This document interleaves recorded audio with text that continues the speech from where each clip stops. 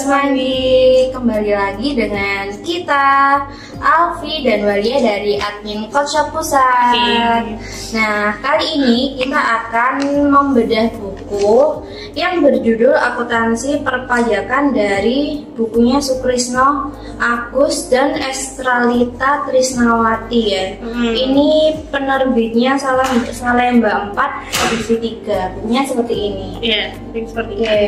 Nah, kita akan membahas di bab perpajakan ya. Jadi perpajakan itu adalah iuran rakyat kepada kas negara berdasarkan undang-undang dengan tidak mendapatkan jasa timbal balik yang langsung dapat ditunjukkan dan yang digunakan untuk membayar pengeluaran umum. Nah, sebelumnya nih Kak Alfi pasti pernah bayar pajak kan? Iya, kayak pajak kendaraan, kayak gitu kan, yang dibayarkan setiap tahun. Kayak gitu. Nah, kita ini kan biasanya itu ada harta benda di setiap keluarga, entah kita itu memiliki apa itu pastinya ada pajak kan biasanya. Kalau motor itu pun ada pajaknya, rumah, tanah itu pun ada pajaknya, dan biasanya itu dibayarkan itu per tahun ya, per atau tahun. Ada juga yang per bulan nggak sih? Ada dah. Nggak ada dong. Pajak per tahun. Per tahun. Iya. Nah, biasanya itu yang per bulan itu apa per tanggal Maret atau April itu biasanya kita pelaporan pajak itu Per tahun. Iya, per tahun. Per tahun ya. kan. Per tahun jadi semuanya pajak per tahun. Betul. Oke. Nah, biasanya itu kalau kita membayar pajak itu di DJP ya, Ya, di kantor Direktorat Jenderal Pajak. Iya, pasti di kantor pajaknya dong. Nah, aku kan pernah nih magang di kantor pajak. Nah, di situ itu aku itu kayak mendata orang yang melapor pajak yang biasanya dia itu nggak bisa melapor dirinya sendiri lewat online. Biasanya itu dia itu yang bapak-bapak atau ibu-ibu yang udah kayak teknologi iya, gitu. Kayak udah lancar-lancar gitu. Lancar emang masih bayar pajak kayak masih ada yang masih kalau misalkan dia banyak harta Mbak Alfi. Itu iya betul. Apalagi kayak usaha kayak gitu ya? Apalagi usaha, terus banyak mobilnya, banyak kendaraan umum yang harus dilaporin. Jadi kendaraan umum kendaraannya dia sendiri. Saya kendaraan umum. Nah, jadi aku saat ini tuh kayak mendata hartanya dia itu apa aja, terus daftarin dulu dia itu tahun lalunya tuh udah bayar pajak atau belum. Kalau belum kan pasti ada dendanya ya biasanya. Nah, makanya itu kalau kita nggak mau kena denda, kita itu harus bayar pajak pada setiap tahunnya itu tadi. Setiap tahunnya di bulan Maret April ya. Oke. Dan segituan lah. Nah, di sini tuh juga ada jenis pajaknya. Pajak dapat dibagi menjadi beberapa menurut golongannya, sifatnya, dan lembaga pengungutnya. Menurut sifatnya itu dikelompokkan menjadi dua ya. Yang pertama itu pajak langsung, yaitu pajak yang pembebanannya tidak dapat dilimpahkan oleh pihak lain dan jadi beban langsung wajib pajak yang bersangkutan. Contohnya itu pajak penghasilan atau PPh. Oke, NPWP ini ya. Oke, bicara tentang pajak penghasilan. Nah, pajak penghasilan sendiri itu kan nih Mbak Wal kan udah pernah makan nih di kantor pajak kan? Iya. Katanya tadi kan pernah makan di kantor pajak. Nah, pasti tau lah ilmunya dikit tentang pajak penghasilan kayak gitu kan. Nah, pajak yang PPh ini itu yang di karya pajak itu yang penghasilannya berapa sih? Nah, biasanya itu pajak penghasilan itu pasalnya itu 25 atau PPh 25 itu ya, yang membebankan perseorangan atau perusahaan. Nah, NPWP itu dibayarkan ketika kamu itu gajimu itu udah UMR. Oh gitu. Iya. Berarti kalau misalnya gaji kita tuh nggak UMR, tapi kalau kita bikin NPWP tuh nggak apa-apa. Iya. Tapi nggak ditarik pajak Enggak, kan? soalnya Oke. kalau misalkan gaji belum UMR, Iya. UMR di Surabaya kan 4,7 juta ya. Iya 4, Nah, kalau gajimu belum ada 4,7 juta, kamu nggak wajib untuk lapor pajak walaupun kamu udah punya NPWP. Oh gitu. Aku ini nih menarik banget Iya. yang kita bahas perpajakan. Iya, gitu. Aku Terus langsung aja bilang dari sini, Bang. Oke, akhirnya aku spill di sini. Iya. Ini kayak khusus nih ya. Sebenarnya saya nggak mau bilang. Beberapa hari yang lalu itu aku bikin NPWP. Iya. Nah itu aku nggak tahu nih, karena kan baru pertama kali nih ya bikin NPWP, masih orang awam lah aku. Berarti tahun depan itu aku harus wajib lapor apa enggak? Tapi kan gajiku di bawah UMR. Oh, kalau gaji di bawah UMR itu tidak wajib lapor. Cuman kalau misalkan Mbak Alfi mau mendata dirimu, kayak misalkan ada harta benda, misalkan kamu punya motor nih, kamu itu daftar di aplikasi DJP. Itu tuh ya wes, kamu apa itu silakan kamu laporkan aja hartamu berapa, tapi kamu nggak ada laporan wajib pajak atau tidak wajib membayar pajak kayak gitu. Kalau misalnya aku nggak lapor itu nggak apa-apa? Nggak apa-apa sih. Maksudnya nggak lapor harta bendaku ya? Kayak gini loh, lapor itu kan biasanya buat itu ya, seberapa kamu membayar pajaknya, berapa jumlah yang akan kamu bayarkan di beberapa hartamu.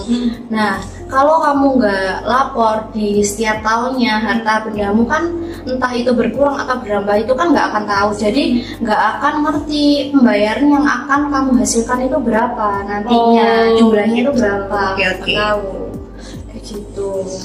Oke, I see. Terus NPWP itu tahu nggak sih tentang Evin itu? Iya, itu aplikasi baru kan sekarang.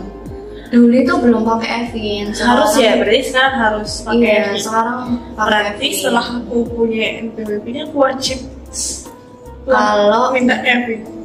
Kalau misalkan kamu mau lapor minta Evin itu juga nggak apa-apa, tapi kalau misalkan kamu apa itu emang gajimu di bawah UMR, ya wes nggak apa-apa. Nggak, berarti nggak usah download aplikasi itu. Iya, nggak perlu. Oh, oke, I see. Oke. Kayak gitu sih. Tapi kayak misalkan kamu mau mendata harta benda mulai sekarang, nanti kan pasti nantinya di kedepannya kamu kan pasti akan mempunyai gaji UMR gitu ya, Amin. Nah itu pasti diwajibkan kamu untuk melapor, daripada besok-besok kamu kayak apa itu harus ngisi apalah itu. Jadi mulai sekarang nggak apa-apa. Oke. Mungkin. Kalau ada pajak langsung berarti ada pajak tidak langsung. Nah, pajak tidak langsung kayak gimana sih? Pajak tidak langsung itu adalah pajak yang pembebanannya dapat dilimpahkan kepada pihak lain. Contohnya pajak pertambahan nilai (PPN) dan pajak penjualan atas barang mewah (PP, NBM) kayak gitu. Kalau ngomongin tentang PPN nih, pastinya tahu dong kalau kita mau ke kafe, makan atau dimanapun itu pasti ada PPN. Iya. Gitu kan. Tapi ada juga kan kafe yang dia tuh include harganya, include dengan PPN. Itu biasanya kayak jarang banget nggak sih, kayak orang yang benar-benar niat ya wis lah diinklutin pajak aja. Iya. Kayak gitu. Mungkin yang kafe-kafe kayak dia itu kafe-kafe mewah, kafe-kafe yang dia jual makanannya, apa jual-jual yang mahal-mahal gitu, itu pasti include PPN. Dia nggak akan mau kalau dia itu include pajak makanannya, karena dia itu jualin makanannya, bukan yang include pajak gitu. Oke. Iya sih, kebanyakan gitu sih. Aku pernah emang nemu kafe atau restoran itu padahal itu harga makannya itu udah mahal ya, tapi kita tuh masih aja harus ada bayar PPN-nya gitu loh. Nah, pikirku kan, oh harganya mahal nih berarti dia udah ikut pajak gitu. Ternyata enggak, ternyata masih ada tersendiri. Akhirnya kita bayarnya kayak udah mahal tapi ikut pajak juga. Nah gitu sih, dia kayak mikir-mikir lagi nih mau balik ke kafe itu lagi gitu. Tapi ada juga kan kafe itu yang dia itu harganya murah tapi dia udah ikut pajak. Biasanya itu emang kafe-kafe yang murah, udahlah tak ikutin pajaknya biar orang-orang itu tahu kalau dia itu murah. Gitu ya. Nah kalau yang ini penjualan atas barang mewah itu biasanya itu yang barang-barang kayak mobil, terus barang-barang branded itu biasanya baru itu include pajak yang dia jualkan. Misalkan nih ada tas harganya 5 juta, pasti itu udah include pajaknya, nggak mungkin dia menambahin PPN lagi di struknya gitu. Biasanya itu lebih umumnya ke makanan sih kalau PPN itu. Oke. Nah kalau yang barang mewah itu berarti kan misalnya nih kayak artis-artis kan punya tas branded gitu ya. Berarti dia juga harus melaporkan barang itu. Iya, kalau misalkan emang di atas angka yang dia harus lapor, dia harus lapor. Gitu. Kayak mungkin ada ya pasal-pasalnya itu barang apa aja yang harus dilaporkan sebagai wajib pajak gitu. Kayak gitu. Nah, terus ini menurut sasaran atau objeknya, pajak dapat dikelompokkan menjadi dua, yaitu sebagai berikut. Yang pertama itu pajak subjektif, yaitu pajak yang berpangkal atau berdasarkan pada subjeknya dilakukan dengan mencari syarat objektifnya, dalam arti memperhatikan keadaan diri wajib pajak, contoh PPh. Nah yang kedua yaitu pajak objektif, yaitu pajak yang berpangkal atau berdasarkan pada objek tanpa memperhatikan keadaan diri wajib pajak. Contohnya itu PPNBM, pajak bumi dan bangunan PBB, dan bea materai, yaitu BM biasanya tingkatannya. Nah, terus menurut pemungutnya pajak dikelompokkan menjadi dua, yaitu sebagai berikut. Yang pertama itu pajak pusat, yaitu pajak yang dipungut oleh pemerintah dan digunakan untuk membiayai rumah tangga pemerintah pusat.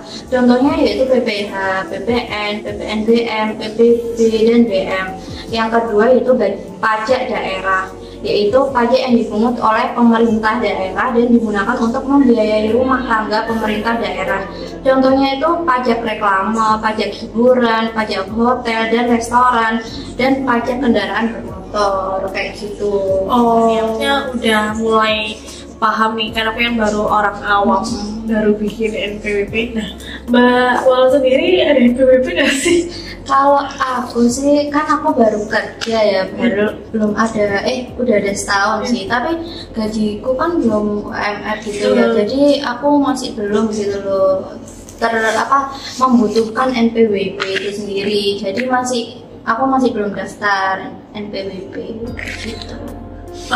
Oke. Karena memang aku melihat beberapa ada temanku itu dia itu punya NPWP, sedangkan gajinya kan belum sampai UMR. Maksudnya kayak aku tuh melihatnya cuma berdasarkan umur sih, maksudnya kayak umurku masih di umur 20-an gini gitu punya NPWP gitu. Aku kira NPWP tuh yang umurnya itu ya mungkin udah menikah atau maksudnya yang 25 ke atas atau kayak gimana. Nah ternyata NPWP itu berdasarkan gaji. Iya, berdasarkan gaji.